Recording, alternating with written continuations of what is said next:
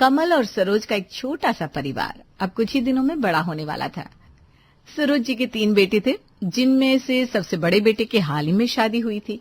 अभी उस शादी की मिठास घुली थी कि एक ही हफ्ते बाद उनके दोनों छोटे बेटों की भी शादी होने जा रही थी। कमल जी देखे ना, 2 शादियां सर पर है और ये घर अभी तक वैसे के वैसा। अरे भाग्यवान, तुम चिंता मत करो, तुम्हारा कमल सब संभालेगा। मम्मी जी, ये वाले गेंदा के फूल लगवाऊं या गुलाब? गुलाब से भला कौन इनकार कर सकता है बहू, पर दाम भी तो देखो जरा। पापा, राहुल का सूट सिल गया है, अब विवेक वाला बचा है। अरे वो तो कल ही दर्जी को दे आया था, मुझे सब याद है। रोहित, तुमने डीजे से बात की या मैं करूं? अरे कर ली, उनके पास सब डेट फिक्स है। 12 को संगीत, 13 को शादी। संगीत में कोई उचट पचट गाना नहीं चलेगा, समझे? और अगर डांस होगा तो सबसे पहले मैं करूंगा। वाह पापा जी, फिर तो रैंक पॉप भी करवाना पड़ेगा आपसे। हाँ, और मम्मी को मॉडल बनना पड़ेगा। अरे रहने दो, मुझे घर संभालने दो, ये सब तमाशा नहीं आता मुझे। अब तो 2 बहुएं आ गई है भाई, तुमको रानी बनना चाहिए। सही कह रहे पापा जी, अब तो हमें काम पकड़ा दीजिए बस। तुम लोगों के भरोसे छोड़ दिया ना तो बारात घर नहीं सर्कस बन जाएगा।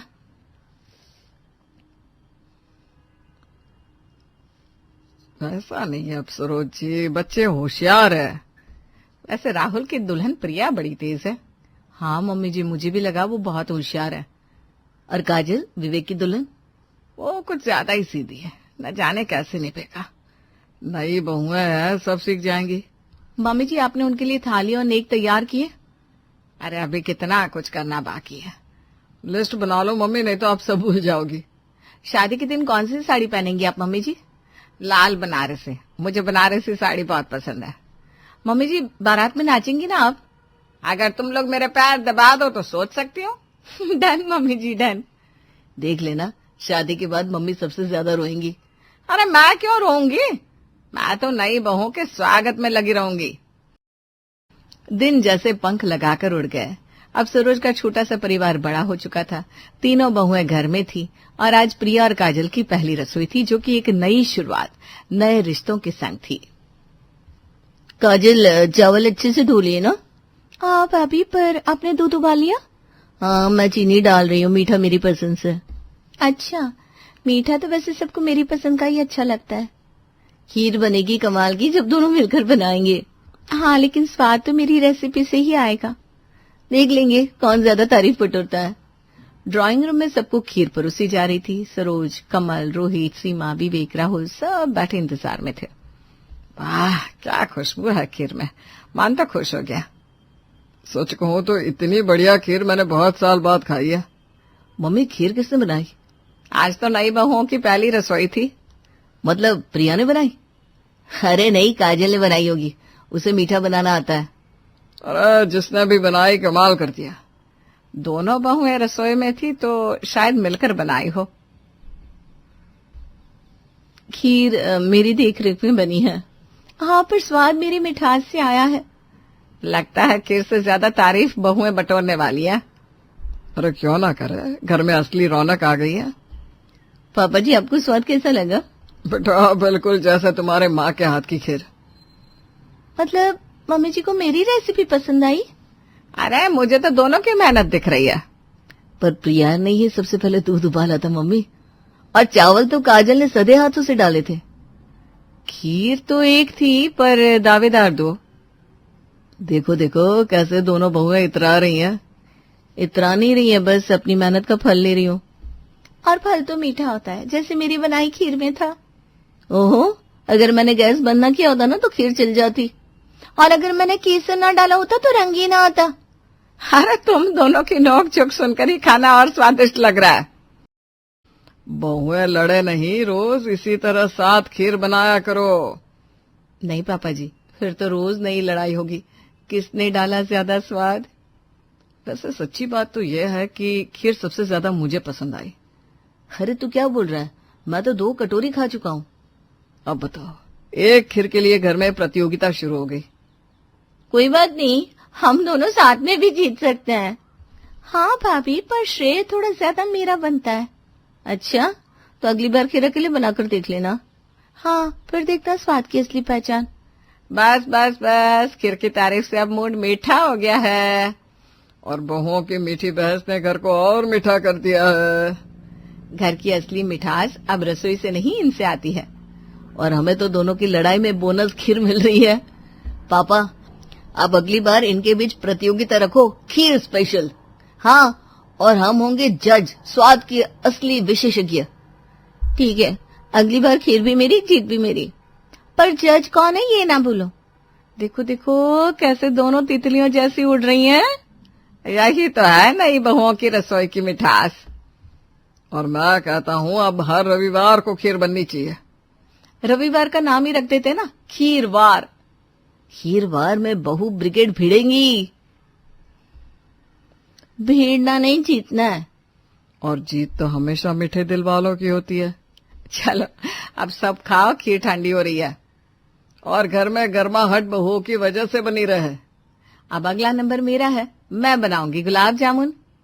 ओहो, प्रतियोगिता में नई खिलाड़ी। चलो अगली मिठाई की तैयारी शुरू। बहुओं की रसोई अब मेरी शान बन गई है। और तुम्हारा सरप्राइज मुझसे कौन पूछे? क्या पापा जी? मैंने दोनों बहुओं के लिए सोने की चूड़ियां बनवाई है। सच्ची? फिर तो खीर से ज्यादा मीठा ये गिफ्ट है।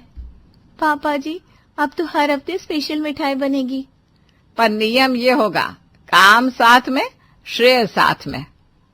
फिर तो अब ये खीरवार हमेशा चलता रहेगा और हम सब रहेंगे सबसे आगे, स्वाद के दीवाने।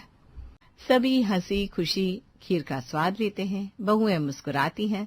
हल्की जलन, मीठे एहसास और नए रिश्तों की शुरुआत के बीच अनजाने में तीनों बहुओं के बीच एक मीठा सा कंपटीशन भी जन्म लेता है। देखो, तुम दोनों नई हो, घर की पसंद नापसंद मुझे सबसे ज्यादा पता है, पर अब हम भी घर का हिस्सा है। खीर की तारीफ ने ये साबित कर दिया भाभी। हाँ भाभी, अब तारीफ की हकदार सिर्फ आप नहीं, हम भी है। अरे वाह, एक बार खीर में दूध उबाल लिया और खुद को महाराज समझ लिया। और आपने क्या किया था? नमक भूल गई थी दाल में कल। सही पकड़ा भाभी, अब तो घर में हर रेसिपी पर नजर हमारी भी रहेगी। रेसिपी पर नजर रखना और स्वाद लाना दो अलग बातें हैं। और स्वाद लाने में हम भी कम नहीं है। खीर की मिठास ने सब बताया। लोगों की तारीफ सुनकर हम भी थोड़े उड़ने लगे हैं। क्या करें? उड़ो मत, अभी जमीन नहीं छोड़ी है तुम दोनों ने। कम से कम कोशिश तो कर रहे हैं। कोई जले तो क्या करें। सही कहा, खीर की महक में कुछ जलने की गंध आ रही है। जलने की नहीं, सिखाने की। सासू माँ ने रसोई मेरे हाथ में दी है। पर अब हाथ बदल रहे हैं भाभी, नई पीढ़ी आ गई है और नई सोच के साथ नया स्वाद भी आएगा। स्वाद तब तक टिकता है जब तक अनुभव ना हो। अनुभव कम नहीं है, सिर्फ पुराना नहीं है। और नया अनुभव कभी कभी ज्यादा चमकदार होता है। हाँ, चमक तो हर फूल में होती है, लेकिन खुशबू पुराने गुलाब में ही होती है। मगर ताजगी नई कली में होती है। और मिठास तो हमारी खीर से साबित हो चुकी है। अच्छा, दो तारीफ क्या मिल गई, खुद को शेफ समझने लगी। तो फिर बताइए, खीर सबसे ज्यादा किसने खाई और सबसे पहले किसने कहा वाह बहू कमाल कर दिया? वो शिष्टाचार होता है, हर किसी की बात दिल पे नहीं ली जाती। मगर बात दिल से ही निकली थी, तभी तो सबने दोबारा मांगी। और तारीफ भी दिल से ही मिली थी, झूठ नहीं था वो।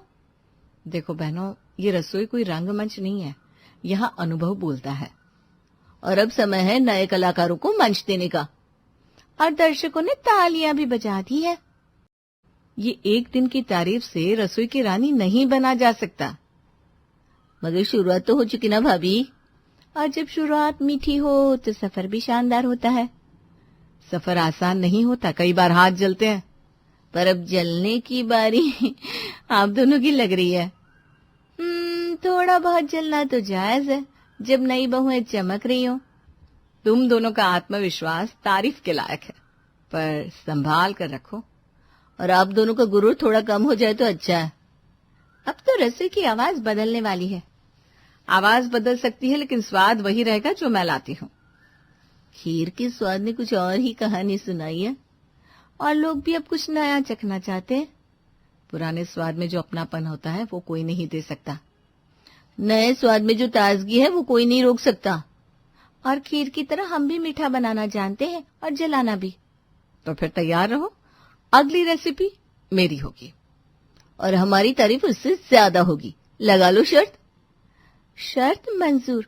जो सबसे ज्यादा तारीफें पाए वही असली बहू क्वीन। असली क्वीन वही होती है जिसे सास की नजरें पहचाने। और अब सासू माँ भी हमारी तारीफ करते हैं। वैसे पापा भी 2 बार खीर मांग चुके हैं। घर वालों की बात छोड़ो, खुद को साबित करना सीखो। हम खुद को साबित कर चुके, अब सिर्फ ताज चाहिए।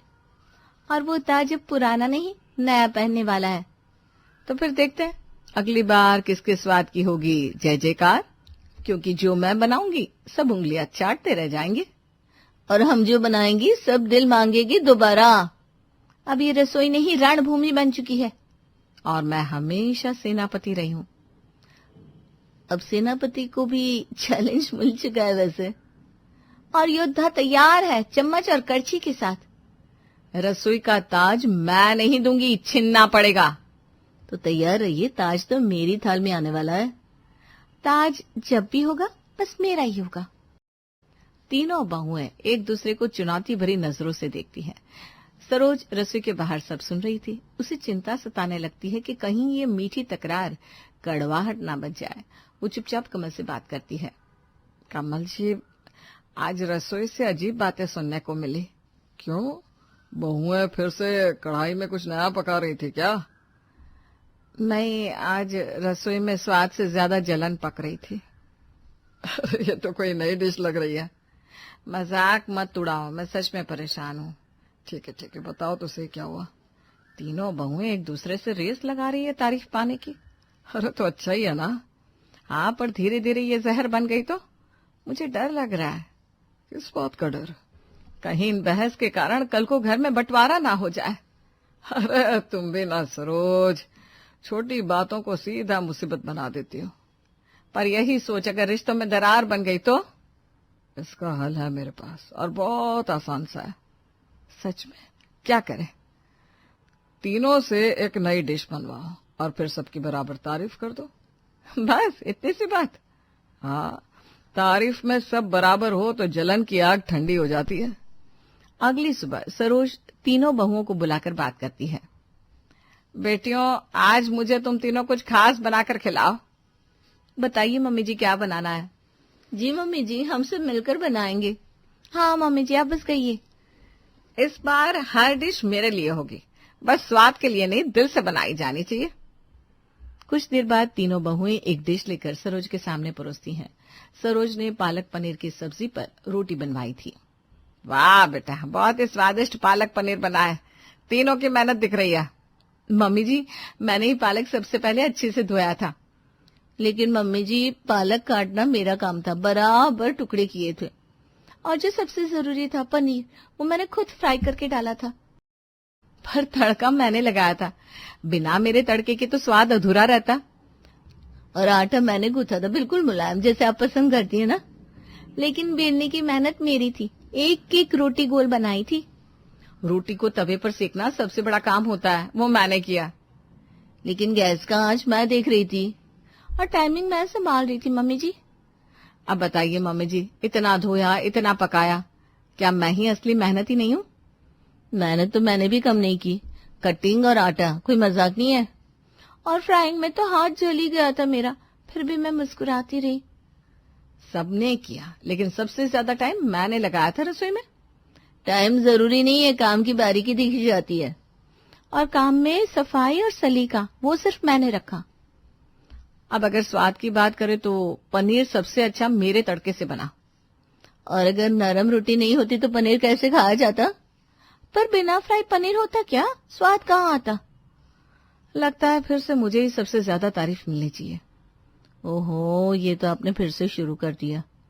हाँ, लगता है इस घर में हर क्रेडिट आप दोनों को ही चाहिए। अरे मैं तो बस सच कह रही हूँ, बाकी आप लोग बुरा मांगी तो। मैंने भी कम मेहनत नहीं की, हर चीज में हिस्सा था। बात ये नहीं कि किसने क्या किया, बात ये है कि किसने बेहतर किया। और वो मैं थी, सब जानते हैं। सरोज तीनों बहुओं की बहस सुनकर चुपचाप उठ जाती है। परेशान होकर वो अपने भाई राकेश को फोन करती है, जो उसे इस पारिवारिक तनाव को हल करने का एक आइडिया देता है। दीदी परेशान मत हो, हल है मेरे पास। क्या करूं राकेश, रोज की नोक झोंक से दिल भारी हो गया है। दिन में 3 बार खाना बनता है ना? हाँ, लेकिन उससे क्या? तीनों को टाइम बांट दो, एक सुबह, एक शाम, एक रात। मतलब हर बहू को एक वक्त का जिम्मा दे दो? हाँ, सबकी मेहनत भी दिखेगी और टकराव भी कम होगा। बात तो सही है, मैं आज ही ऐसा करती हूँ। दीदी, घर में शांति ऐसी ही आएगी। सरोज तीनों बहुओं को बुलाकर समझाती है कि वो अपने हिसाब से एक एक वक्त का खाना तय कर लें। सरोज के जाते ही फिर तीनों में बहस शुरू हो जाती है। मैं सुबह का नाश्ता बनाऊंगी, सबसे हल्का और जल्दी निपट जाता है। वाह, आसान काम तो हमेशा आपको ही चाहिए। और दोपहर को तो रसोई भट्टी बन जाती है, वहां मैं नहीं खड़ी हो सकती। तो क्या जल्दी दोपहरी में मैं तड़पती रहूं? और रात में तो सब थक जाते हैं, तब खाना बनाना सबसे मुश्किल होता है। मतलब हर कोई बस अपनी सुविधा देख रहा है। हम तो सोच रहे थे कि आपसे समझ से बांट लेंगे, पर यहाँ तो समझ नहीं है, सिर्फ बहस हो रही है। ऐसे में तो कोई हल निकालना मुश्किल है। रसोई के बाहर खड़ी सरोज सब सुन लेती है। वो गहरी सांस लेकर रसोई में जाती है। अब बस, मैं ही तय कर रही हूँ, सुबह सीमा बनाएगी, दोपहर प्रिया और रात का खाना काजल। अब कोई बहस नहीं होगी। ठीक है मम्मी जी। आपने फैसला किया है तो सही होगा। जैसे आपकी मर्जी मम्मी जी। तीनों बहुएं अपने अपने काम के लिए मान तो जाती हैं, लेकिन रसोई में फिर से बहस शुरू हो जाती है। सरोज सब सुनकर रसोई में आकर लड़ाई की वजह पूछती है। मम्मी जी, सुबह का नाश्ता बनाना सबसे आसान होता है, वो तो कोई भी बना सकता है। सही कह रही हो, लेकिन आप तो सुबह देर तक सोती रहती हो, तो नाश्ता तो मुझे ही बनाना चाहिए। ओहो काजल, तुम खुद क्या कम हो? दोपहर में तो तुम ऐसे सोती हो जैसे कोई घोड़ा बेचकर सोता है। अरे जेठानी जी, आप भी तो कम नहीं है। बड़ी चालाकी से सबसे हल्का काम अपने हाथ में ले लिया। मैं चालाक नहीं हूँ, समझदार हूँ। और तुम दोनों अभी अभी आई हो, मुझे काम सिखाने मत चलो। सिखा नहीं रहे, बता रहे, सबको बराबर काम करना चाहिए। हाँ, और सबसे पहले काम में बराबरी होनी चाहिए, ना कि सिर्फ हक जताने में। हक तो मेरा बनता है, मैं बड़ी हूँ और सबकी पसंद नापसंद मुझे पता है। बड़ी होने का मतलब ये नहीं है कि हर आसान काम आप ही करें, और जिम्मेदारी बांटने का मतलब ये नहीं है कि मुश्किल सब करें और आप आराम करें। मम्मी जी देखिए ना, ये दोनों मेरी बात का गलत मतलब निकाल रही हैं। अरे बस करो तुम तीनों, खाना बनाने आए हो या लड़ाई करने? अगर ऐसे ही चलता रहा तो मैं किसी को रसोई में आने नहीं दूंगी। सरोज गुस्से में रसोई छोड़कर चली जाती है, लेकिन बहुओं की ये लड़ाई उसके मन में चुभती रहती है। परेशान होकर वो अपनी पड़ोसन रानी से कोई उपाय पूछती है। सरोज बहन, अगर रोज लड़ाई हो रही है तो एक काम करो। अब तो कुछ समझ में नहीं आ रहा रानी, घर का माहौल बिगड़ता जा रहा है। मेरी जान पहचान में एक बहुत अच्छी नौकरानी है सुषमा, साफ सुथरी और भरोसेमंद। सच? काम जानती है क्या अच्छे से? बिल्कुल, खाना भी बढ़िया बनाती है और किसी से उलझती भी नहीं है। ठीक है, अब यही सही रहेगा। रानी से बात करने के बाद सरोज अपने मन में सोचती है, अब सुषमा आएगी तो कम से कम रसोई से लड़ाई तो हटेगी और मुझे भी थोड़ी शांति की रोटी मिलेगी। अगले दिन सुषमा काम पर आती है। शुरुआत में सब शांत रहता है, लेकिन थोड़ी देर में रसोई से फिर हल्का हल्का शोर सुनाई देने लगता है, जैसे बहस बढ़ने वाली हो। सुषमा, पहले मेरे बच्चों का स्कूल है तो नाश्ता मेरे हिसाब से बनाओ। ठीक है दीदी, क्या बनेगा? देखो, बच्चों के लिए ऑमलेट बनाओ, उन्हें स्कूल के लिए देर हो रही है। ठीक है दीदी। सुषमा ऑमलेट की तैयारी करना शुरू करती है कि रसोई में काजल आ जाती है। सुषमा, ये बाद में करना, पहले मेरे पति को ऑफिस जल्दी जाना होता है तो पहले मेरा नाश्ता बनना चाहिए। ठीक है दीदी, आप बता दो क्या बनेगा। आलू गोभी और रोटी। ठीक है, मैं पहले आपके लिए आलू गोभी बना देती हूँ। सुषमा आलू गोभी काटकर तैयारी करती है कि प्रिया रसोई में आ जाती है। सुषमा, मुझे और राहुल को योगा के तुरंत बाद हेल्दी डाइट चाहिए होती है, तो पहले हमारा खाना बनना चाहिए। जी दीदी, अभी बनाती है। हमारे लिए ओट्स और हेल्दी डाइट तैयार करो। जी दीदी। 1 घंटे बाद जब तीनों बहू रसोई में आती है तो देखती है कुछ भी तैयार नहीं हुआ। तीनों आपस में फिर लड़ना शुरू कर देती है। ये क्या सुषमा, मेरा आमलेट नहीं बनाया? बच्चों को भूखा भेजू क्या? तुम्हारे बच्चों से पहले मेरे पति ऑफिस जाते हैं, पहले मेरा बनना चाहिए था। और मैं और राहुल योगा के बाद कुछ खाया नहीं, मेरे हेल्दी ओट्स का क्या? सुषमा मेरी बात मान रही थी, तुम दोनों बीच में कूद पड़ी। कूदी नहीं है, आपके नाश्ते से पहले मेरी जरूरत ज्यादा जरूरी थी। हर बार आप दोनों ही क्यों? मेरा खाना भी जरूरी है। अब रोज ऐसे ही चलेगा क्या? हाँ, अगर आप जिद करोगी तो। कोई नियम नहीं होगा तो रोज लड़ाई होनी ही है। सरोज लड़ाई की आवाज सुनकर रसोई में आती है। क्या हो रहा है ये? 1 घंटे में रसोई हो जाती है और अभी तक कुछ भी तैयार नहीं हुआ। आंटी, मैं तो कोशिश कर रही थी, लेकिन सबकी अलग अलग फरमाइशें थी। सरोज गुस्से में रसोई से बाहर निकलती है और इस बार तीनों बहुओं को समझाने का मन बनाती है। तभी उसके तीनों बेटे उसके पास आकर खड़े हो जाते हैं। मम्मी, आप क्यों टेंशन लेती हो? आपको तो सब टाइम पर मिल रहा है ना। सही कह रहे भैया, ये तीनों बहुएं तो ऐसे ही लड़ेंगी, आप क्यों सिर दर्द पालती हो? हाँ मम्मी, आप अपना ख्याल रखो, शांति से बैठो और इनकी टक्कर को देखती रहो। जब तक कोई हार नहीं मानता तब तक ये लड़ती रहेंगी, और जब सब थक जाएंगे तब खुद ही समझ में आ जाएगा। आप बीच में पड़ेंगी तो उल्टा आपको ही सुनना पड़ेगा। मम्मी, आपको तो रोटी गर्म मिल रही है, चाय वक्त पे मिल रही है, फिर दिमाग क्यों खराब करना? इनकी रेस को इन पर छोड़ दो। हाँ मम्मी, अब बस आराम करो और इनकी बहस का मजा लो। सही कह रहे हो तुम लोग। अब मैं रसोई नहीं, बस अपनी शांति का ध्यान रखूंगी। सरोज और उसके तीनों बेटे हंसने लगते हैं। सरोज अब तीनों की बहस का मजा लेने लगती है। ऊंची ऊंची हाँकने की आदत रानी की आज से नहीं, बचपन से ही थी। लेकिन जब बचपन की आदत बड़े होकर ससुराल तक जाती है तो क्या होता है? तुम लोगों का एसी वैसा काम नहीं करता जैसे हमारे मायके का। अरे क्या एसी लगाया है मेरे भाई ने, एकदम ब्रांडेड। हाँ, तो हमने कौन सा लोकल कंपनी का लगाया है? ये भी तो ब्रांडेड है। अच्छा, तो ये भी है। इतना तो ठंडा कर रहा है, और कितना ठंडा चाहिए तुमको? ठंडा? हाँ, इसको ठंडा बोलते हो? अरे घड़े के पानी और फ्रिज के पानी में अंतर होता है। ये कोई एसी है? एसी देखना है तो मेरे मायके चलो, दिखाती हूँ कितने बड़े ब्रांड का एसी है। इतना बड़ा ब्रांड है, जितने में हमारा एक एसी आए ना, उतने में तुम्हारे 4 एसी आ जाएंगे। अच्छा, ऐसे बात है। तो दहेज में भी ले आती, क्यों नहीं लेकर आई? फिर पास बैठी सास पति पत्नी की बात सुनकर हंसने लगती है। अरे बहू, जरा कॉफी मशीन से कॉफी दोगी क्या? Coffee machine? इसको थोड़ी ना बोलते हैं। असली तो मेरे मायके की है कॉफी मशीन, रिमोट से चलती है, रिमोट से। मन में आया नहीं कि कॉफी पीना है, रिमोट का बटन दबाना है बस और कॉफी तैयार। चलो बनाते हैं कॉफी, हाथों से बटन दबाकर। रानी के जाने के बाद सास बेटे से कहती है, मन तो करता है एक बार इसका मायका घूम लो। देखो ऐसा क्या है जो इतना फेंकती है। अरे हर एक चीज इसे यहाँ की अच्छी नहीं लगती। ये बात तो तू बिल्कुल ठीक कह रही है माँ, हर चीज में मायके की चीज करती रहती है। दहेज में जो बेड दिया था याद है? पहले दिन से ही हिल रहा था, 2 मेहमान बैठे नहीं कि टूट के नीचे। माँ, तेरी याददाश्त को क्या हो गया? वो बेड नहीं, सोफा था। सोफा टूटा था इसके घर का। अरे हाँ, सोफा हो या बेड, एक ही तो बात है। वहीं किचन में बहू के मायके से फोन आता है और फोन होता है माँ का। क्या कर रही है बेटा? रानी, ससुराल जाके तो हमें भूल ही गई। कैसी बात कर रही हो माँ, मैं क्यों भूलूंगी? अरे अभी सास और पति की क्लास लगा कर आ रही हूँ। मेरे मायके में एक से बढ़कर एक सामान है और अपने घर का सामान देखो। तेरे मायके में एक से बढ़कर एक सामान है? ऐसा क्या है जो मुझे नहीं दिखा? वैसे क्या कर रही थी? कॉफी मशीन से कॉफी बना रही हूँ सास के लिए, तो बता। Coffee machine? कॉफी बनाने की भी मशीन होती है क्या बेटा? मुझे तो लगा वही हाथ से फेंट के दूध में मिलाकर चीनी डाल के कॉफी बनती है। हाँ, शादी से पहले मुझे भी ऐसा ही लगता था, लेकिन नहीं, यहाँ तो ऐसी ऐसी चीजें हैं एक से बढ़कर एक, क्या ही बताऊं। भाई को बोलो ना घर पर रखे अच्छी अच्छी चीजें।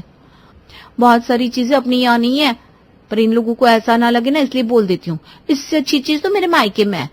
कौन सा ये लोग मेरे मायके जा रहे हैं और कौन सा सामान देख रहे हैं। अच्छा चल, मैं कॉफी बनाने के बाद में बात करती हूँ। बेटी का फोन रखने के बाद रानी की माँ अपनी बहू से कहती है, बहू जरा कूलर में पानी डालकर कूलर चला दे, गर्मी की मारे हालत खराब हो गई है, पता नहीं कब एसी की हवा खाने मिलेगी। अरे माँ जी, आपके लिए ना अच्छी खबर है, आज ये एसी लेकर आ रहा है। एसी लेकर आ रहा है? कहाँ से आ गए इतने पैसे उसके पास? अब माँ जी EMI में ला रहे हैं, इंस्टॉलमेंट में। कोई अच्छी सी सस्ती कंपनी दिख गई थी, सोच रहे थे गर्मी तो कट जाए कम से कम। हाँ, ये अच्छा किया बहू। वैसे तो जानती है कॉफी बनाने की भी मशीन आती है। अच्छा माँ जी, कॉफी बनाने की मशीन वो कैसी होती है? घर में लगाकर क्या फायदा, कौन सा बारात को कॉफी पिलानी है? हाँ, मेरी बेटी के ससुराल में लगी है। अरे उसका ससुराल तो समझो जन्नत है, जन्नत। ऐसी कोई चीज नहीं है जो उसके ससुराल में ना हो, हर एक चीज है। संपन्न घर में शादी की है हमने अपनी बिटिया की। देख तो मेरे पापा भी रहे थे माँ जी, लेकिन मिला नहीं। अब उम्र हो रही थी तो जो मिला उसी से करवा दी। खैर, ये आ गए। उधर रानी का हाल जैसा का तैसा रहता है। उसको तो सिर्फ अपने ससुराल में ये बताना था कि उसके मायके से अच्छा सामान उसके ससुराल में कोई है ही नहीं। बहू चक्की वाला आटा दे गया होगा, उससे ले जाकर कंस्तर में डाल दे। बहू आटा लेती है और सास के पास जाती है। क्या माँ जी, खाने पीने के सामान में तो कंजूसी मत किया करिए। कौन सा लोकल आटा मंगाया है? लोकल आटा? लोकल आटा क्या होता है बहू? चक्की से पीस कर आटा मंगवाया है, मल्टीग्रेन आटा बोलते हैं इसको। अरे माँ जी छोड़िए मल्टीग्रेन, सस्ता आटा खाकर पेट खराब हो जाएगा। आटा तो माँ जी मेरी माँ लाती है, क्या आटा होता है, आहा। हाँ थोड़ा महंगा होता है, लेकिन उस आटे की रोटियां खा लो ना तो मजा आ जाता है। अच्छा, ऐसा कौन सा आटा होता है बहू? जरा बात तो करा तेरी माँ से। अब बहू घबरा जाती है। ये माँ से क्या बात करेंगी, कहीं पोल खुल गई तो अकड़ धरी की धरी रह जाएगी। हाँ माँ जी करा देती, लेकिन अभी माँ का ना मेडिटेशन का टाइम है, योगा करती है ना वो। एक्चुअली सेहत पे बहुत ध्यान देते हैं हमारे मायके वाले, वॉकिंग, डिटॉक्स वाटर, योगा, सब कुछ। आपके लिए कॉफी बना दूं? रहने दे बहू, तेरी आदत तो रिमोट वाले मशीन में काम करने की है ना, बटन दबाकर कहीं तू थक ना जाए। चाय कॉफी तो मैं खुद बना लेती हूँ। हमारे मायके में तो कॉफी बनती है तो सबके लिए बनती है, समझ रही है ना माँ जी? एक मेरे लिए भी बना दीजिएगा। सास बहू की बेवकूफी पर मुस्कुराती है और वहां से चली जाती है। दिन ऐसे ही बीत रहे थे और एक बार बुआ सास घर आ जाती हैं। अरे बहू, तुझे आइसक्रीम बनानी आती है क्या? घर की बनी आइसक्रीम खाने का बहुत मन कर रहा है। मेरी बहू तो बहुत अच्छा आइसक्रीम बनाती है, उसके हाथ की आइसक्रीम खाकर मजा ही आ जाता है। अगर तुझे आती है तो बता दे, नहीं तो फोन पर उससे बात करके सीख ले। अरे दीदी कैसी बात कर रही हैं? आइसक्रीम बनाना तो सबको आता है, मुझे भी आता है, मैं बना देती हूँ।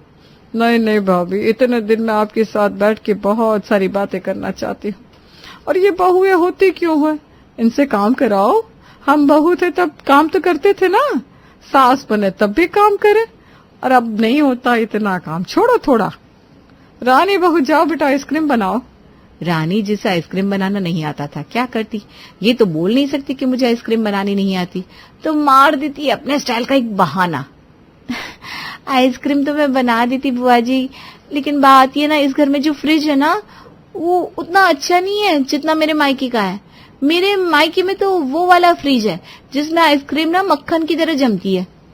अब सास को इस बार गुस्सा आ जाता है कि उसकी ननद के आगे बहू उसके घर के सामान की बुराई कर रही है। बहू, आइसक्रीम का ब्रांडेड फ्रिज से क्या लेना देना? हर फ्रिज का अपना एक टेम्परेचर होता है, अगर वो फ्रिज उस टेम्परेचर को मेंटेन करता है तो आइसक्रीम जम जाती है, तो सिंपल सी बात है। बहू को घबराहट हो जाती है। बात तो सास की सही है, लेकिन ये भी तो नहीं बोलना चाहती कि आइसक्रीम बनाने का तरीका बताओ, मुझे आइसक्रीम बनानी नहीं आती। तो क्या बात कर रहे हैं, आपको तो कुछ नहीं पता। अरे ब्रांडेड अच्छे फ्रिज में ना आइसक्रीम अच्छी जमती है, वरना मैं तो इतनी मेहनत कर लूं माँ जी, लेकिन आइसक्रीम का खराब होना ही है।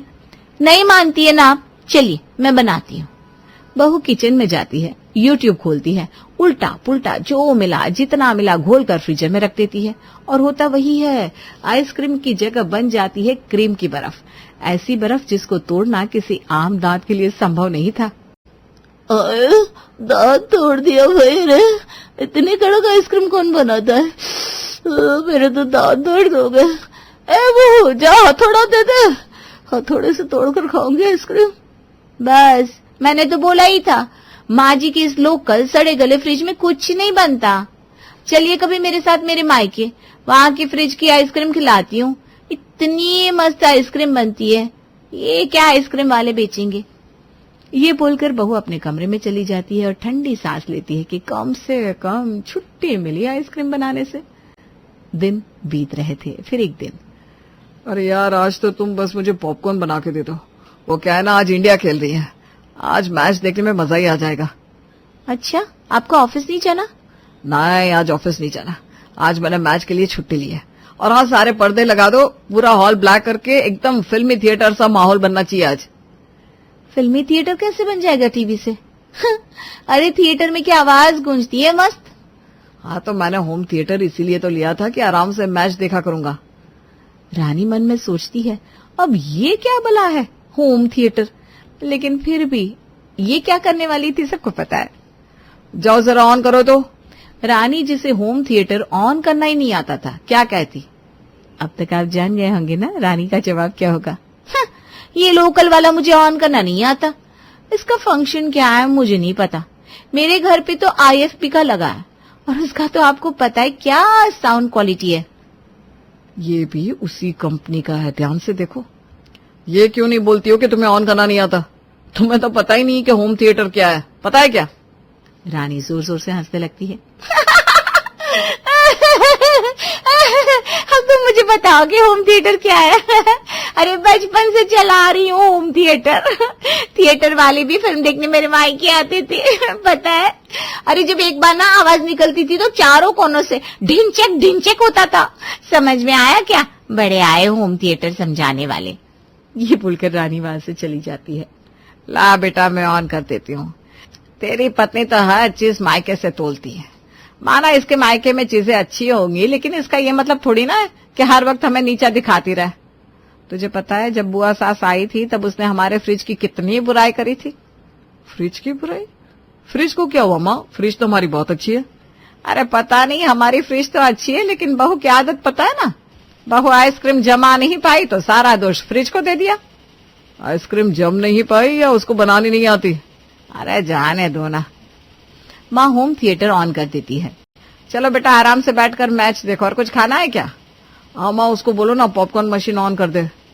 रानी बहू, ऊपर से पॉपकॉर्न मशीन निकाल के ऑन कर देना। रानी मन में सोचती है, हाय रे, अब ये पॉपकॉर्न मशीन क्या है? पॉपकॉर्न बनाने के लिए मशीन की क्या जरूरत? उसके लिए तो मक्की के दाने बटर के साथ कुकर में डालो तो पटक पटक पटक करके बन जाते हैं। अरे आप क्या सोचने लगे बहू? ये मत बोलना कि तेरे मायके में जो मशीन है वो इससे भी अच्छी है। माँ जी, क्या बोलूं आप लोगों को। चलो देखूं कौन सी मशीन है। रानी ऊपर चढ़कर पॉपकॉर्न बनाने की मशीन निकालती है तो उसको समझ में नहीं आता इसको कैसे लगाए। ये कैसी मशीन है, सदियों पुरानी? ये मॉडल तो बहुत पुराना है। लेटेस्ट मॉडल पता है कौन सा चल रहा है? इस मशीन का यही एक मॉडल आता है। यही आप लोगों की दिक्कत है। इस घर की हर चीज पुरानी, हर चीज ओल्ड, लो रेटेड, लो क्वालिटी की है। पॉपकॉर्न की मशीन देखना है तो मेरे मायके चलो। ये सुनकर पति बोल देता है, हाँ माँ चलो, इसके मायके ही चलते हैं। वहां चलते हैं और देखते हैं कि लेटेस्ट मशीन कौन सी है। मैं मैच भी ना अच्छे वाले होम थिएटर में देख लूंगा। रानी एक बार फिर घबरा जाती है कि कहीं सच में ये पूरा घर उठकर मेरे मायके ना चला आए। वहां तो माँ को ये भी नहीं पता कि पॉपकॉर्न मशीन में बनाते हैं। वो तो वो कढ़ाई में रेत नमक डाल के पॉपकॉर्न बनाती है। हाँ, आप रहने दो, क्यों मायके जाकर देखना? तुम्हारा मैच भी खत्म हो जाएगा तब तक। माँ जी जरा बता दीजिए ये पुरानी वाली कैसे चलती है, सीख लेती हूँ और क्या। सास समझ जाती है कि बहू को कुछ आता नहीं सिवाय होशियार बनने के। वो मशीन लगाती है, पॉपकॉर्न बनाती है और बेटे को देती है और जाकर अपने कमरे में आराम करने लगती है। लेटे लेटे सास के मन में ख्याल आता है, इस बहू को ठीक करने का एक ही उपाय है। किसी तरह इसको ये समझा दिया जाए कि ये जो बातें करती हैं वो हम समझते हैं, लेकिन फिर भी कुछ नहीं बोलते। सास प्लान बनाती है, अपने कुछ लोगों को घर पे बुलाती है और आईफोन का पुराना डब्बा अपने बेटे को पकड़ाकर उसके कान में कुछ कहती है। रानी, तुम सारा दिन काम करती हो और कुछ नहीं कहती। हमारे घर की चीजें इतनी अंडररेटेड है, तुम्हारे मायके में सब ब्रांडेड है, लेकिन फिर भी तुम मैनेज कर रही हो। चलो तुमने माना तो कि तुम्हारे घर पे कोई भी चीज ब्रांडेड नहीं है। वैसे आज इतने सारे लोग क्यों आए हुए हैं? तभी पति रानी को आईफोन का डब्बा देता है। पास खड़ी ननद बोल पड़ती है, भाभी हम सब यहाँ आपके लिए आए हैं। अब कितनी लकी हैं, भैया ने आपको आईफोन दिया, इतना महंगा फोन। अरे इसमें लकी वाली क्या बात है? मेरे पास बचपन से ही आईफोन रहा है। मेरे पास क्या, हमारे घर के सभी सदस्य आईफोन ही यूज करते हैं। आईफोन तुम्हारे पास बचपन से? बहू, लेकिन शादी के वक्त तुम्हारे पास कोई दूसरा फोन था। वो हमारे घर पे तो सभी आईफोन यूज करते हैं, लेकिन दूसरी कंपनी का। बस फिर क्या था, ये सुनते ही सब हंसने लगते हैं। लेकिन रानी रुकती नहीं है, उसकी तो आदत होती है ना फेंकने की। मेरे पापा के पास सैमसंग का आईफोन है, मेरी मम्मी के पास नोकिया का आईफोन। बस सारे जोर जोर से हंस रहे थे, लेकिन फिर भी रानी चुप नहीं हो रही थी।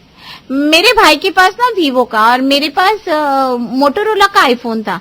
बहुत आईफोन हमने यूज करके फेंके। हाँ, सभी वहां से हंसते हंसते लोटपोट हो जाते हैं। जानती हो ये लोग क्यों हंस रहे हैं? जल रहे थे मुझसे। उनको लगा होगा मैंने कभी आईफोन नहीं देखा। अब पता चला ना, हर कंपनी का आईफोन है हमारे घर पे। हाँ, मैं नहीं चाहता था कि इस तरह तुम्हारा मजाक बने, लेकिन तुम्हें तो हम लोग ये समझाना चाह रहे थे कि झूठ एक हद तक भी ठीक नहीं होता, पर तुमने तो सारी हदें ही पार कर दी। वो सब तुम्हारा मजाक बना रहे थे, क्योंकि तुम बिना मतलब के झूठ बोलती रहती हो। और क्या भाभी, पता है मेरे ससुराल वाले भी आपके बारे में क्या क्या बोलते हैं। भाभी, मेरी जेठानी पता है मुझे क्या कहती है? कहती है तुम्हारी भाभी कितनी गवार है। क्या गवार बोला मुझे? किस बात की जलन है तुम लोगों को? अरे चलो मेरे मायके, वहां देखो किस किस कंपनी का आईफोन है, बढ़िया है। बहू किसी के आगे खुद को गलत मान ही नहीं रही थी। तुम कुछ जानती भी हो या बस ऐसे ही ससुराल को सस्ता और मायके को महंगा दिखाने के चक्कर में कितनी बेवकूफ दिख रही हो? अब क्या समझाए तुमको? मां, मैं जा रहा हूं। बेटा, ये मोटोरोला का जो आईफोन है ना, उसमें गूगल होगा। वो किस कंपनी का है तुम्हारा वो तो मुझे नहीं पता, लेकिन हमारे में ना गूगल का होता है। वहां जाकर आईफोन के बारे में पढ़ लेना, ठीक है? और हाँ, अब चलो हम ना कल तुम्हारे मायके ही चलते हैं, देखते हैं ऐसा क्या क्या है वहां जो हमेशा किसी के भी सामने तो हम लोगों की इंसल्ट करती रहती है। रानी सास की बात सुनकर कमरे में जाती है और तुरंत आईफोन गूगल करती है, और फिर हे भगवान, ये मुझसे क्या हो गया? मैं तो सच में बहुत पागल निकली। बेवकूफी की भी हद होती है। इतना झूठ बोलने के बाद अब सबके सामने कैसे अपनी शक्ल दिखाऊंगी? स्मार्ट बनने के चक्कर में बेवकूफ बन गई। अगले रोज सभी तैयार होते हैं। सास पति रानी से कहते हैं, चलो रानी जल्दी से तैयार हो जाओ, तुम्हारे मायके जाने का वक्त हो गया।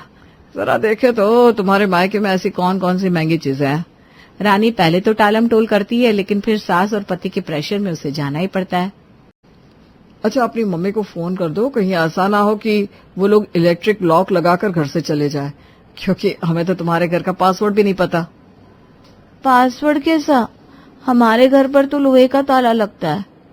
अच्छा, मुझे लगा कि हमारे घर की तरफ पासवर्ड से लॉक होता होगा, तुम्हारे घर का दरवाजा भी। नहीं माँ जी, हमारे घर पे किसी को ये सिस्टम पता नहीं है। अरे माँ, तुम भी ना, अब घर चल तो रही हो, उसके घर में ही देख लेना क्या क्या है और क्या क्या नहीं। तीनों रानी के मायके पहुंचते हैं, जहां माहौल बिल्कुल देहाती वाला होता है। अरे रानी, सोफे की जगह खटिया क्यों रखी हुई है? तभी रानी की माँ आती है।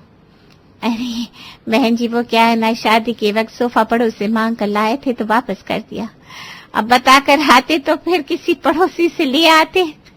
सभी बैठते हैं कि रानी की भाभी आती है, हाथ में स्टील के एक गिलास में पानी लेकर। भाभी, घर पे कांच के गिलास नहीं है क्या? तुमको तो पता है, 6 के सेट में 3 टूट गए। 3 जो है उसमें से भी 2 झूठे पड़े। अब जो है उसमें पानी पी लो। क्या कांच के गिलास में ही प्यास ज्यादा मिटती है? सास रानी की ओर देखती है और कहती है, वाह, सो अपग्रेडेड। पर अभी तो ये शुरुआत है, रानी को तो अभी और रंग देखने बाकी है। आंटी जी, ये एसी नहीं चल रहा है क्या? चल तो रहा है बेटा, आज तो उल्टा सुबह से चल रहा है। ठंड लग रही है क्या? माँ, गर्मी लग रही है। दिख नहीं रहा है क्या? कैसा एसी है? तभी वहां रानी का भाई आता है। अरे वो क्या है ना, ज्यादा कम टेम्परेचर में चलाओ तो पानी फेंकने लगता है। कोई बात नहीं, हम लोग कूलर ही चला देते हैं। रानी का भाई एसी बंद करता है और कूलर ऑन कर देता है। खैर, जो मजा कूलर में है ना, वो एसी में कहाँ है। हमारा कूलर ना ऐसा है कि 4 बाल्टी पानी डालो तो देखो पूरे रात कमरे की ना कुल्फी बना देता है। हाँ। रानी का पति रानी की तरफ देखता है, तभी उसकी नजर पड़ती है टीवी पर। पुराने जमाने का टीवी। अरे साले साहब, टीवी तो नई ले लो, या नई टीवी आ गई है इसीलिए पुरानी को ऐसे रखा है। अरे अब आपसे क्या छुपाना, ये टीवी ना हमारी माँ की शादी के वक्त मिला था, हमारे नाना जी ने दिया था। उसके बाद तो भाग्य ही नहीं रहा घर पर टीवी लाने का। जब तक 4 बार इसको ठोको नहीं तो चलता नहीं है। रिमोट खोए भी अरसा हो गया। सास रानी की तरफ देखती है। बताओ रानी, कुछ और भी हमें पता करना है? या तुम्हारी मम्मी से कहे कि पॉपकॉर्न मशीन में पॉपकॉर्न बना के दिखाए, कॉफी मशीन में कॉफी बना दे। वैसे भी कॉफी तो तुम लोग रिमोट के बटन से बनाते हो ना। रानी समझ जाती है कि अब खेल खराब हो गया। वो खड़ी होती है और जोर जोर से बोलती है, बस बहुत हो गया। माना मैंने अपने मायके को बढ़ा चढ़ा कर आप लोगों के सामने रखा, इसका मतलब ये नहीं कि आप लोग मायके में आके हमारी बेइज्जती करें। अरे ठीक है, नहीं है हमारे घर पर सामान तो क्या हो गया? वही तो हम तुम्हें समझाना चाहते हैं कि अगर नहीं है सामान तो क्या हो गया? इसमें इतना शो ऑफ करने की क्या जरूरत है? क्या जरूरत है कि तुम हमारे घर के सामान की हर किसी के सामने अपमान करती रहती हो? हमेशा हमारे घर को अपने मायके से तुलना करती हो। अब करो तुलना। चलो माँ। रानी को अपनी गलती का एहसास होता है। वो सास और पति से माफी मांगती है और कहती है वो आगे से कभी ऐसा नहीं करेगी। तो ये बात तुम्हें बच्चा होने के पहले सोचनी चाहिए थी ना शिवम। अरे माँ तुम हो, तुम्हारा कंसर्न होना चाहिए ना। ये ऑफिस से थके हारे आता हूँ मैं, खाना तक नसीब नहीं होता, ऊपर से नवीन बस रोता ही रहता है, नींद ही पूरी नहीं हो रही मेरी। तुम्हें नवीन को सुला कर रखना चाहिए ना बेबी। क्या बेबी, तुम्हें ही तो प्रिकॉशन नहीं लेनी थी, हो गई ना प्रॉब्लम। मैंने तो कहा ही था कि ये हमारे पैसे कमाने का वक्त है, अभी अपनी जवानी हम बच्चे पालने में वेस्ट नहीं कर सकते। अगर सब सोच समझ कर किया होता ना तो नहीं होता ये सब। अच्छा तो तुम अबॉर्शन भी तो करवा सकती थी ना प्रिया। गई थी मैं, नहीं गई थी क्या? तब 3 महीने ऑलरेडी हो चुके थे Shivam. I was late already और तुम्हें पता भी नहीं चला। वाह, अरे जैसे ही तुम्हें अंदाजा हुआ मेडिसिन ले लेनी चाहिए थी ना। ये तुमने पहले क्यों नहीं बोला शिवम, जब तुम्हें पता चला था कि आई वॉज प्रेग्नेंट? कितने खुश थे तुम, हम दोनों के प्यार की निशानी आ रही है प्रिया। कितना ख्याल रखते थे तुम मेरा उन दिनों। साथ में ग्रो करेंगे प्रिया, गुड पेरेंटिंग होगी। कहाँ गया वो शिवम? क्या वो सब झूठ था? अरे झूठ क्यों होगा बेबी, झूठ नहीं था, कुछ भी झूठ नहीं था। बट अब तुम ही देखो, इस बच्चे के कारण ऑलरेडी तुम 8 महीने की मैटरनिटी लीव ले चुकी हो।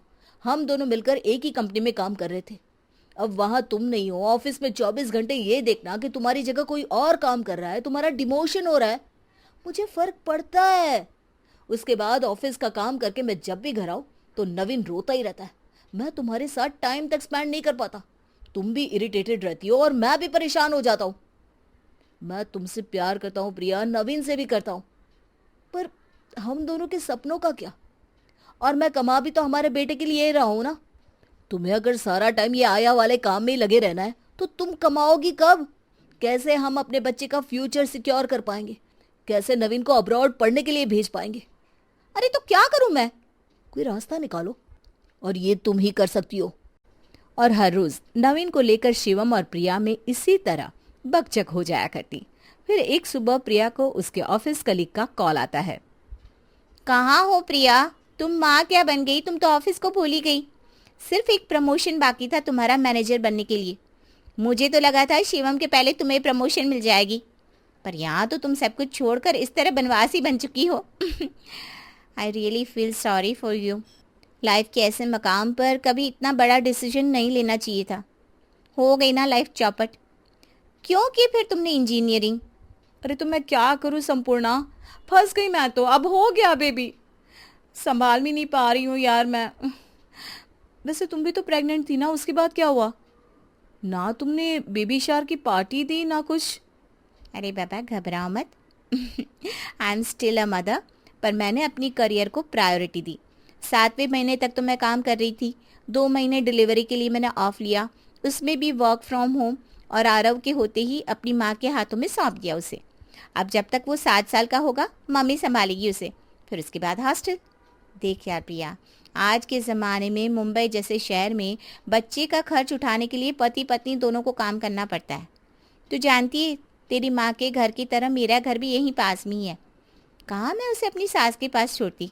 पहले तो मैंने उसे अपनी सास के पास ही छोड़ा था, फिर मुझे टेंशन लगी रहती थी कि इतने छोटे शहर में कहीं वो मैनरलेस ना बन जाए, इसलिए मैं उसे उठाकर यहाँ ले आई। अब कभी मन होता है तो जाकर उससे मिल लेती हूँ। अरे वाह संपूर्णा, ये तो मैंने सोचा ही नहीं। नवीन इज ऑलरेडी 8 months नाउ, ज़्यादा छोटा भी नहीं है, मैं भी उसे अपनी माँ के पास छोड़ देती हूँ। अरे यार बिल्कुल, जिस माँ ने तुझे पालकर बड़ा किया, क्या वो तेरे बच्चे को नहीं संभाल पाएगी? और मुंबई में ही रहेगा तो बचपन से तुम उस पर नजर भी रख पाओगी। अभी से ही सही गाइडेंस मिलती रहेगी। बड़े घर के बच्चों के साथ उठना बैठना रहेगा तो उसे वो प्रॉब्लम फेस नहीं करनी पड़ेगी जो हमें करनी पड़ी। वो भी वर्क कल्चर समझेगा। Thanks for your help Sampurna. मैं आज के आज ही मम्मी से इस बारे में बात करती हूँ। और प्रिया नवीन के साथ अपनी माँ के घर पहुंच जाती है। मैंने सॉफ्टवेयर इंजीनियरिंग पैसे कमाने के लिए की थी मम्मी। इतनी मुश्किल से इतना अच्छा पैकेज मिला था मुझे, जो कि नवीन के कारण मुझे छोड़ना पड़ा। पर कंपनी में मेरी गुडविल बहुत अच्छी है, इसलिए कंपनी मुझे दोबारा बुलाना चाहती है। अब मैं अपने काम को नहीं छोड़ सकती। मैं जो भी कमाना चाह रही हूँ सब कुछ नवीन के लिए ही तो है, ताकि उसे एक अच्छी लाइफ दे सकूँ। कल को उसे पायलट बनना हुआ तो अब्रॉड जाकर वो पढ़ाई कर सकेगा। शिवम के अकेले की सैलरी से ये सब कुछ नहीं हो पाएगा। 30,000 तो हमारे फ्लैट का रेंट ही चला जाता है। ये सब कुछ अब अकेले शिवम पर हो गया है, जिसके कारण वो भी ना चिड़चिड़ा रहता है। तो मैं सोच रही थी कि नवीन को आपके पास ही छोड़ दूं, मतलब अगर आपको तकलीफ ना हो तो। तकलीफ की बात तो इसमें है ही नहीं बेटा, ये तो मेरा नाती है, मैं क्यों नहीं इसे संभालूंगी। पर तुम लोग ना कुछ ज़्यादा ही सोच रहे हो। नवीन अभी बस 8 महीने का है। वो पायलट बनेगा कि डांसर, या फिर वो साधारण जीवन जीना चाहता है, ये तो तुम भी नहीं जानती। अभी से इतना मत सोचो। माया नगरी की दुनिया में इतना ज़्यादा इंसान फंस जाता है कि एंजाइटी डिप्रेशन की बीमारी हो जाती है। तुम्हारा बच्चा है, तुम्हारे करीब रहेगा तब तो उसे तुमसे प्यार रहेगा। ऐसा कुछ नहीं मम्मी, पापा भी तो हमेशा शहर से बाहर ही रहते हैं, क्या मुझे पापा से लगाव नहीं रहा? बच्चों में लगे रहने से ना औरतों की इज्जत ना बच्चे करते हैं ना समाज। अगर आपको नवीन को नहीं संभालना तो अलग बात है, मैं कोई और उपाय ढूंढ लूंगी। पर अब मैं ऑफिस ज्वाइन कर लूंगी मम्मी, बहुत हुआ। नहीं तो किसी मेड को घर पर लगा दूंगी जो दिन भर नवीन का ख्याल रखे। बस कोई मेड नहीं मिल रही जो रात भर नवीन को अपने पास रखे। शिवम तो कह रहा था कि मैं नवीन को केयर सेंटर में रखकर ऑफिस आ जाया करूं। उसके बाद तो उसे रात को मुझे घर लाना पड़ेगा ना, और हमारा खुद का काम इतना रहता है, मैं नवीन को टाइम ही नहीं दे पाऊंगी। तू रहने दे बेटा, ये तो मेरा खुद का खून है, मैं इसे कैसे छोड़ दूंगी। तुझे जाना है ऑफिस तो जा, मेरा नाती मेरे पास रहेगा। और बिना कुछ सोचे समझे प्रिया अपनी माँ के पास अपने 8 महीने के बच्चे को छोड़कर वापस अपने घर लौट आती है। आ गई तुम? कहाँ है नवीन? तुम्हारे लिए गुड न्यूज़ है, कल से मैं ऑफिस ज्वाइन कर रही हूँ। नवीन को मैंने मम्मी को सौंप दिया है। पर सच कहूँ ना, मुझे कुछ ठीक नहीं लग रहा है शिवम। अरे इसमें ठीक नहीं लगने वाली क्या बात है? हाँ, अपने बच्चों के लिए तो हम ये सब कर रहे हैं, उसके भविष्य के लिए कर रहे हैं। और नवीन के बारे में टेंशन लेना छोड़कर प्रिया और शिवम फिर से ऑफिस ज्वाइन कर लेते हैं। वही सुबह उठकर भागते दौड़ते ऑफिस पहुंचना, रात को बाहर खाकर ही वापस आना और अपने काम में लगे रहना। शुरू शुरू में तो ऑफिस से आते वक्त शिवम और प्रिया नवीन से मिलने मनीषा के पास चले जाया करते थे, पर धीरे धीरे वो भी बंद होने लगा। अरे अरे मेरा नवीन, क्या हो गया बेटा? आज मम्मा मिलने नहीं आई है?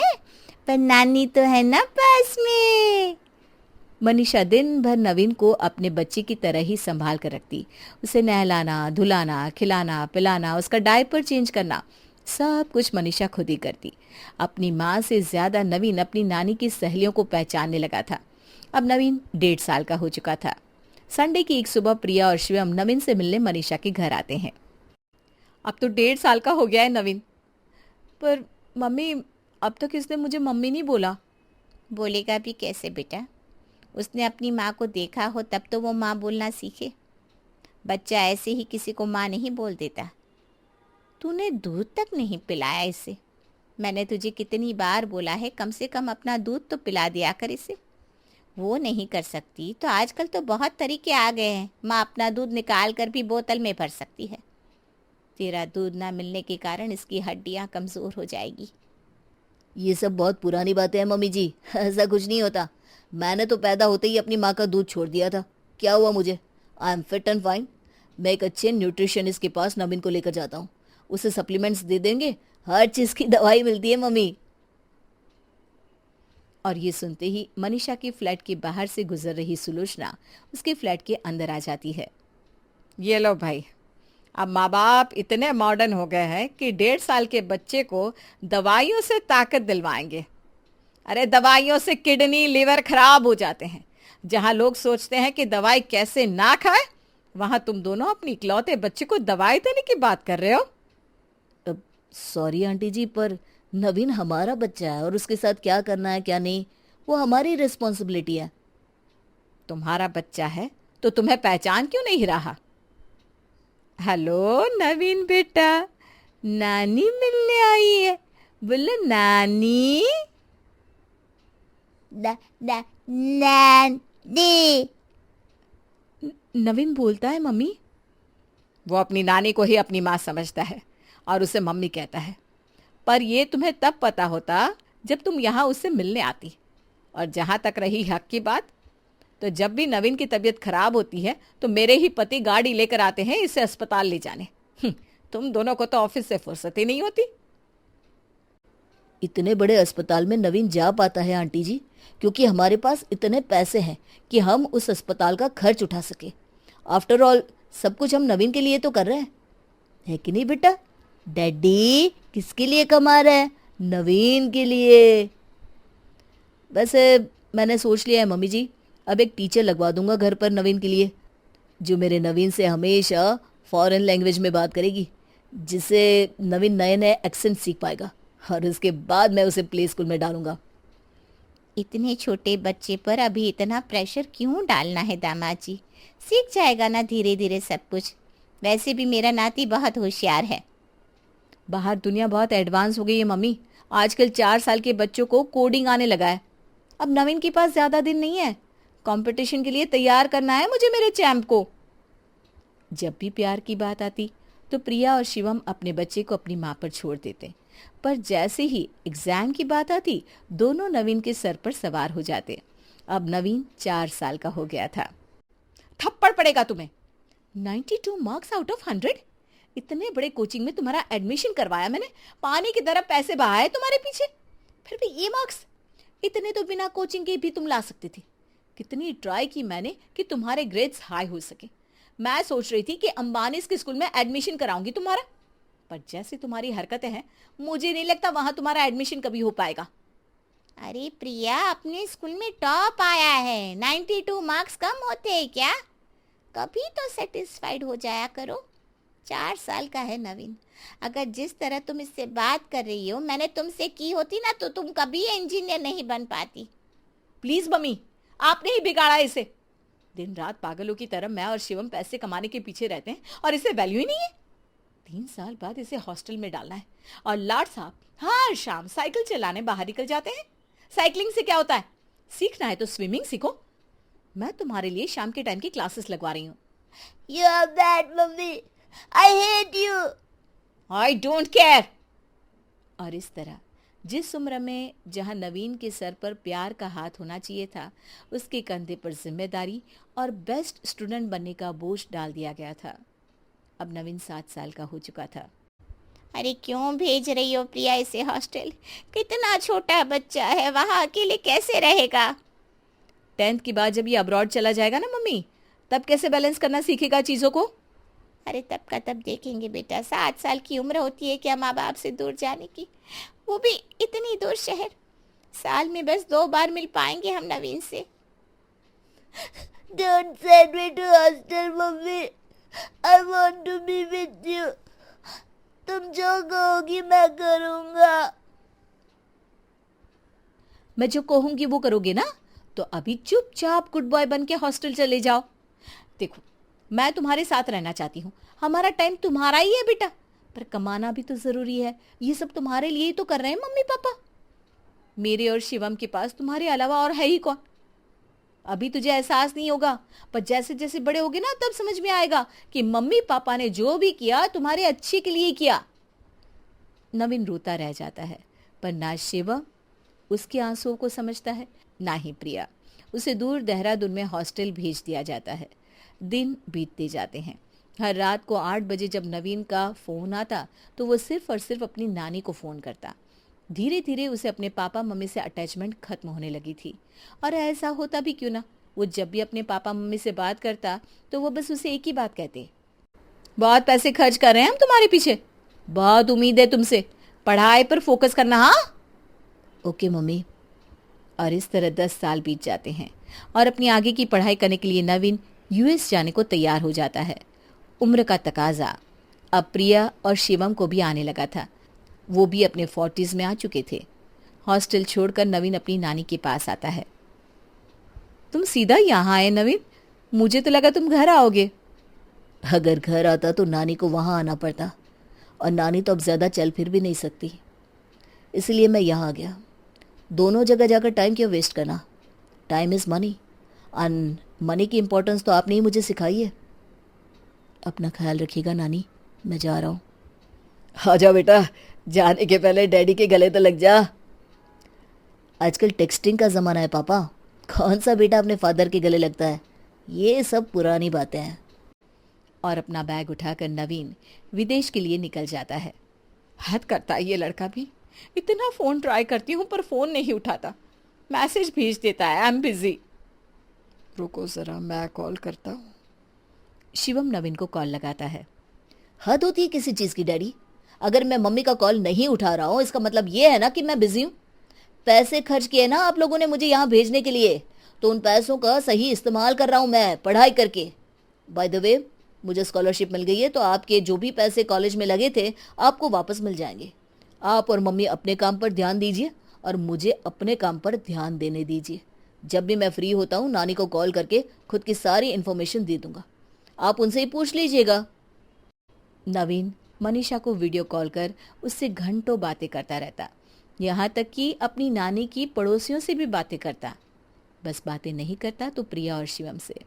5 साल बाद एक दिन वीडियो कॉल पर नवीन जिया से अपनी नानी को इंट्रोड्यूस करवाता है। नमस्ते नानी जी, खुश रहो बेटा। अरे नवीन, तूने तो गोरी मैडम ढूंढ ली। हाँ नानी, मेरी प्लेसमेंट हो गई है। 5 करोड़ का पैकेज है मेरा। जिस कंपनी में मुझे नौकरी मिली है उसी में जिया को भी। अब हम यहाँ आराम से रह सकते हैं। और तेरे माँ बाप बेटा, 2 साल से तो तू आया भी नहीं। वो दोनों पैसे कमाने की मशीन है नानी, वो मेरे माँ बाप नहीं है। मेरा तो जो भी है वो आप हो। सुलोचना आंटी से बात कर ली है मैंने, वो आकर आपका सारा सामान बांध देगी। अगले महीने मैं आकर आपको यहाँ ले आऊँगा। और अपनी नौकरी लगते ही नवीन अपनी नानी को लेने वापस मुंबई आता है। ये सब क्या है नवीन? तुम्हारी लाइफ में कोई लड़की है, तुम शादी करने वाले हो और तुमने मुझे बताया भी नहीं। और हो गई ना पढ़ाई इंडिया में, जॉब ढूंढो, कोई जरूरत नहीं बाहर जाने की। आई नो बाहर कॉन्ट्रैक्ट साइन करवा लिया जाता है अच्छे खासे वक्त के लिए, तुम आ भी नहीं पाओगे वापस। तो आना किसको है मम्मी? क्यों नहीं आना? तुम्हारी मम्मी और मेरी उम्र 45 के ऊपर हो गई है बेटा। अपने ऑफिस से हमने भी अच्छा खासा पैसा जमा कर लिया है, जिसे हम रेस्टोरेंट बिजनेस में लगा देंगे और फिर ऑफिस का झंझट खत्म हो जाएगा। आराम से हम तीनों टाइम स्पेंड कर पाएंगे। इतने से पैसे में क्या होता है पापा? अब मेरा भी बच्चा होगा, मेरी भी फैमिली होगी। अगर उसे स्पेस में जाना हुआ तो पैसे तो चाहिए ना पापा। इंडिया में मैं कितना ही कमा लूँगा, बाहर रहेगा, अच्छा एनवायरनमेंट में रहेगा तो उसका ग्रोथ भी तो अच्छा होगा। फिर आप दोनों भी बूढ़े हो जाएंगे और अस्पताल के एक्सपेंसेस तो बढ़ते ही जा रहे हैं दिन ब दिन। मैं कमाऊंगा तभी तो आप दोनों पर खर्च कर पाऊंगा। अरे मैं आपके लिए ही तो कमा रहा हूँ मॉम एंड डैड। प्रिया और शिवम रोते रह जाते हैं, पर नवीन नहीं रुकता और अपनी नानी को लेकर यूएस चला जाता है। और फिर प्रिया को रियलाइज़ होता है कि जो उसने अपने बेटे के साथ किया वही आज उसका बेटा उसके साथ कर रहा है।